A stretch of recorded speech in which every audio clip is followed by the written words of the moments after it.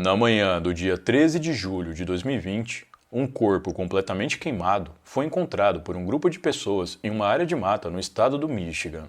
O corpo foi identificado como sendo Suzy Zhao, uma imigrante chinesa de 31 anos que havia se mudado para os Estados Unidos quando ainda era pequena. Suzy era uma estrela do pôquer em ascensão. Ela já havia ganhado mais de $200 mil em campeonatos, e isso fez com que a polícia teorizasse que ela havia sido vítima de um crime por conta de uma dívida. Mas a verdade é que Suzy foi vítima por um motivo muito pior. Fala pessoal, tudo bem com vocês? Sejam bem-vindos a mais um vídeo aqui no canal. E no vídeo de hoje eu vou falar a respeito do terrível caso de Suzy Zhao, uma imigrante chinesa que foi para os Estados Unidos em busca do sonho americano, mas que acabou se tornando vítima de um crime completamente absurdo. Antes de mais nada, como vocês já sabem, se gostar do meu conteúdo, deixa um like e um comentário que me ajuda muito. E para você que está chegando aqui agora, se puder, se inscreva aí no canal que me ajuda demais. Então, sem mais delongas, bora pro vídeo. Suzy Zhao nasceu em 9 de junho de 1987, em Pequim, a capital da China. Quando ela tinha apenas 8 anos, ela imigrou para os Estados Unidos junto com a sua mãe. Nos Estados Unidos, a família se estabeleceu no estado do Michigan. Desde muito nova, Suzy adorava jogos. No ensino médio, ela aprendeu um jogo de cartas, algo que mudou o rumo da sua vida. Esse jogo era o pôquer. Ela foi ficando cada vez melhor à medida que jogava. Suzy e seus amigos costumavam jogar no porão do seu complexo de apartamentos. Eles ficavam horas jogando e apostando pequenas coisas, tais como figurinhas e algumas vezes o dinheiro do lanche. Suzy levava o pôquer muito a sério. Ela era inteligente e tinha uma verdadeira aptidão para jogos. Ela também era muito boa em matemática, algo bem necessário para quem joga pôquer, além de ter uma intuição aguçada e habilidade para blefar e enganar seus adversários. À medida que o tempo passava, Suzy foi ficando cada vez mais conhecida pelo seu talento no pôquer, e isso lhe rendeu o apelido pela qual ela ficou conhecida, Poker Face, que em tradução livre significa cara de pôquer. Parecia que Suzy estava vivendo o verdadeiro sonho americano. No entanto, por trás dessa jovem brilhante e excelente jogadora de pôquer, havia algo que ela tentava esconder da maioria das pessoas. Poucos sabiam, mas Suzy havia sido diagnosticada com esquizofrenia, algo que estava prejudicando a sua vida gradativamente. No ano de 2010, depois de se formar em psicologia pela Universidade Northwestern, ela foi para Los Angeles para seguir o seu sonho de se tornar uma jogadora profissional de pôquer. Até aquele momento, Suzy tinha apenas participado de campeonatos locais, muitos dos quais organizados pelos alunos da faculdade em que ela estudava. Nos 10 anos seguintes, Suzy passou a sua vida jogando cash games em cassinos locais e, frequentemente, viajava para Las Vegas para participar de torneios. Para quem não sabe, cash game é o formato em que cada ficha tem valor monetário de acordo com a sua cor. Ou seja, dependendo da cor da ficha, ela vale o equivalente ao valor real do dinheiro. No pôquer, os jogadores podem entrar com o valor que desejam e sair com a quantidade de fichas que quiserem de acordo com seus ganhos. Até aquele momento, Suzy já havia ganhado mais de $200 mil com o pôquer. Não era o suficiente para ela ter uma vida de luxo, mas foi o suficiente para pagar as contas. Parecia que, cada vez mais, ela estava conquistando o seu espaço no pôquer. Tudo indicava que logo ela se tornaria, de fato, uma profissional do pôquer, podendo alcançar a fama e ganhar muito dinheiro ao longo do tempo. Apesar de estar rodeada de amigos, Suzy nunca expressou como realmente se sentia para eles. Ela não deixava ninguém saber o que se passava em sua mente. Poucos sabiam sobre os seus sentimentos e temores internos. Embora os amigos tivessem notado que ela estava ficando cada vez mais quieta e fechada nos últimos anos, eles desconheciam completamente os desafios dela por conta da sua condição mental. Por alguma razão, Suzy não queria que os seus amigos soubessem o que ela estava passando. Talvez ela não quisesse preocupá-los ou não quisesse ser vista como uma pessoa com algum tipo de fraqueza. Os pais de Suzy sabiam da sua condição e o quanto ela era vulnerável por conta disso. Eles viam Suzy sofrer e se sentiam de mãos atadas por não poderem fazer nada a respeito, além de, claro, dar apoio familiar. Em uma declaração posterior, a mãe de Suzy disse que a sua filha havia sido diagnosticada com esquizofrenia anos atrás. Eles tentaram o seu melhor, fizeram de tudo o que lhes foi possível para que Suzy tivesse uma vida produtiva e saudável. Contudo, Suzy não queria aceitar a sua condição, e isso prejudicava o tratamento. Em 2015, a mãe de Suzy, juntamente com o padrasto dela, tiveram que tomar uma decisão drástica e tentaram internar a filha à força através de uma ordem judicial. Como eu já disse, Suzy não aceitava a sua condição, e isso prejudicava o tratamento, algo que traria consequências para a sua vida. Suzy chegou a ser internada, porém, ela conseguiu escapar da internação. Em 2015, uma nova tentativa de internação foi feita. Suzy já era adulta nessa época e, novamente, não quis receber o tratamento. No ano de 2020, Suzy parecia estar apresentando sintomas ativos de psicose. Mesmo assim, ela continuava em negação e não aceitava que tinha esquizofrenia. Uma amiga de longa data de Suzy, chamada Michelle LaGrow, disse que Suzy ligou para ela do nada, alguns dias antes do crime. As duas eram amigas quando adolescentes, mas haviam perdido o contato e não se falavam há vários anos. Michelle ficou surpresa, e após uma conversa com Suzy, as duas marcaram de passar o segundo fim de semana de julho juntas. Michelle combinou de levar a sua filhinha de 3 anos para que Suzy pudesse conhecê-la. Segundo Michelle, a Suzy que ela encontrou era completamente diferente da Suzy que ela conheceu e conviveu anos atrás, e isso a assustou um pouco. Michelle disse que as coisas já estavam estranhas antes mesmo delas se encontrarem. De acordo com Michelle, Suzy mudou o local de encontro 3 vezes e o comportamento dela no telefone parecia esquisito. No dia 11 de julho, Suzy pediu o carro de Michelle emprestado. Michelle achou aquilo estranho e, com receio de que algo ruim pudesse acontecer, ela deu uma desculpa e não emprestou o carro. Mesmo assim, Suzy pegou as chaves do veículo escondida e saiu com ele sem que Michelle visse. Michelle disse que Suzy ficou várias horas com seu veículo e, nesse tempo, não deu nenhuma notícia. No dia seguinte, Suzy voltou com o carro, mas ao invés dela entregá-lo para Michelle, ela ficou dentro do veículo. Em dado momento, Suzy começou a levantar e abaixar repetidamente o vidro da janela do carro. Ela fez o mesmo com a música, ligando e desligando o rádio. Depois, ela agiu como se alguém estivesse a sufocando.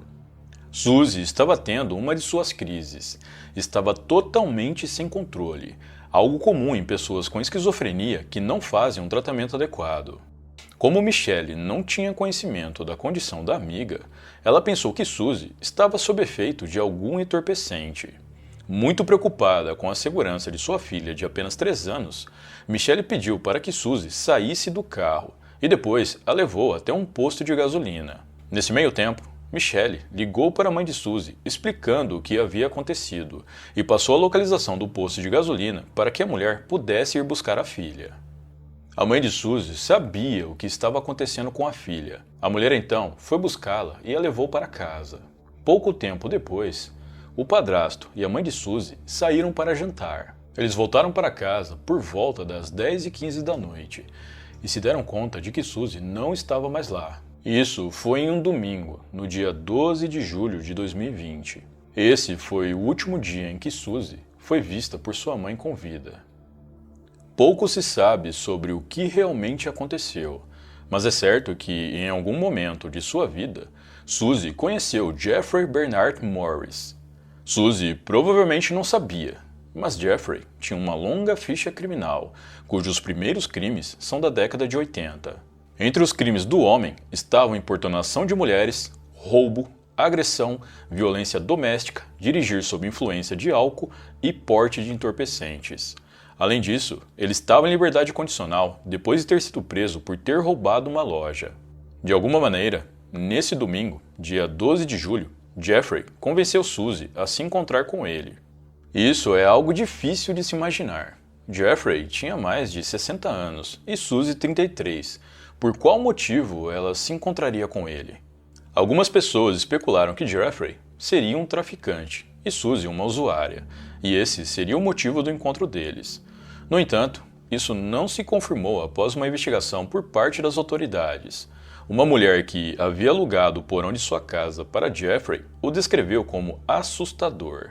Jeffrey morou nesse porão por cerca de 4 meses, até que a proprietária decidiu pedir para que ele saísse. O motivo disso, segundo essa mulher, era porque ela se sentia completamente desconfortável com Jeffrey por perto. Ela disse que algo nele, além da aparência, a assustava. Registros telefônicos mostraram 8 ligações entre Suzy e Jeffrey antes deles se encontrarem. Os dois deram entrada no Sherwood Motel às 9h26 da noite, do dia 12 de julho. Isso foi pouco tempo depois de Suzy ter saído da casa de sua mãe, que fica a poucos quilômetros desse motel. O motel está localizado na cidade de Waterford Township e fica próximo a um McDonald's, um restaurante mexicano e várias lojas que vendem tudo quanto é tipo de item. A maioria das pessoas que param pelo local são viajantes em busca de um local barato para descansar. Esse motel era o preferido de Suzy quando ela ia para a cidade visitar a sua mãe. Isso antes dela ter que voltar a morar com a sua mãe devido à crise de saúde global de 2019. A crise, como todos sabem, afetou diversos setores da indústria e, por conta disso, os cassinos em que Suzy atuava para ganhar o seu dinheiro ficaram fechados. Imagens de câmeras de segurança revelaram posteriormente que Jeffrey havia furtado braçadeiras e vaselina em uma loja próxima, poucos minutos antes da loja fechar. Esses itens foram encontrados mais tarde na cena do crime. Algum tempo depois de entrarem no quarto do motel juntos, Jeffrey agrediu Suzy, a deixando inconsciente. Depois, ele a colocou em cima da cama e usou as braçadeiras que havia furtado da loja para prendê-la no móvel. Jeffrey forçou relações com Suzy de maneira tão violenta que as partes íntimas dela sofreram danos severos. Quando terminou de fazer tudo o que queria com Suzy, Jeffrey a tirou da cama e a colocou em seu veículo. Suzy estava viva, mas ainda inconsciente. Jeffrey dirigiu por alguns quilômetros até chegar em uma área de mata onde parou o seu carro e desceu. Ele então tirou Suzy de dentro do veículo, arrastou ela para o meio do mato e depois jogou gasolina e ateou fogo em seu corpo. Lembrando, Suzy ainda estava viva quando ele fez tudo isso. De acordo com os médicos legistas que examinaram o corpo da vítima mais tarde, havia fuligem em seus pulmões, indicando que ela ainda estava respirando enquanto era consumida pelo fogo. Suzy sofreu queimaduras de segundo e terceiro grau em quase 95% do seu corpo. Ela ficou completamente irreconhecível. O seu corpo foi encontrado na manhã do dia seguinte por um grupo de pessoas que passava por uma trilha que dá acesso a uma área de recreação de Pontiac Lake, a cerca de 10 quilômetros do motel. Esse grupo de pessoas disseram aos policiais que de início não acreditaram no que viram e que pensaram se tratar de algum tipo de pegadinha. No entanto, ao se aproximarem do corpo e olharem melhor, eles constataram que de fato se tratava de um corpo real e comunicaram às autoridades rapidamente. Os médicos legistas calcularam que o corpo de Suzy foi deixado por volta das 5 da manhã no local. Como Suzy estava completamente irreconhecível, a sua identificação só foi possível através das suas digitais. Após a identificação, os detetives teorizaram que o motivo do crime poderia ser por conta de uma dívida de jogo. Isso porque Suzy era uma estrela do pôquer em ascensão, como eu já mencionei. Contudo, toda aquela crueldade levaria a investigação para outro rumo esse que levou os detetives até Jeffrey Morris. Jeffrey foi preso 10 dias após o crime. Ele estava dirigindo em direção a oeste pela I-275, a cerca de 48 quilômetros de onde o corpo de Suzy foi encontrado. Ele foi localizado graças ao celular da vítima, que estava com ele e pôde ser rastreado até a sua localização. Durante as investigações, os policiais tiveram acesso às câmeras de segurança do motel em que Suzy e Jeffrey se encontraram. Nelas, é possível ver os dois andando por um corredor indo em direção ao quarto que alugaram. Após a sua prisão, Jeffrey alegou para os policiais que ficou com Suzy no motel até a meia-noite e que depois disso ele pegou as suas coisas e foi embora. Ele disse que não havia feito nada para a vítima e que quando deixou o motel ela estava viva e bem. Obviamente, os policiais não acreditaram em Jeffrey, já que tudo indicava que ele era o responsável pelo crime. Para as autoridades, Jeffrey se aproveitou da vulnerabilidade mental de Suzy e a manipulou de alguma forma para que ela fosse encontrá-lo. Ele havia planejado tudo, e as câmeras que o flagraram furtando as braçadeiras e as vaselinas comprovaram isso. O crime não foi algo impossível, foi algo pensado, premeditado, algo que certamente Jeffrey esperou por um bom tempo para pôr em prática.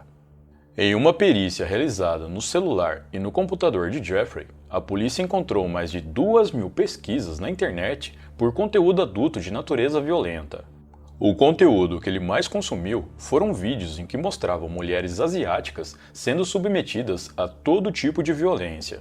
De acordo com as autoridades, Jeffrey tinha um fascínio doentio por mulheres asiáticas, e esse foi um dos motivos pelo qual ele escolheu Suzy como a sua vítima. Jeffrey Bernard Morris foi a julgamento no dia 10 de novembro de 2022. O júri deliberou por menos de uma hora antes de considerá-lo culpado de todas as acusações. Por fim, Jeffrey foi condenado à prisão perpétua sem a possibilidade de liberdade condicional. Ele estava com 62 anos na época e é provável que passe o resto dos seus dias na prisão. É muito triste que Suzy tenha escondido sua condição mental dos seus amigos e também não tenha aceitado ser ajudada. Talvez as coisas poderiam ter sido diferentes e ela pudesse estar viva.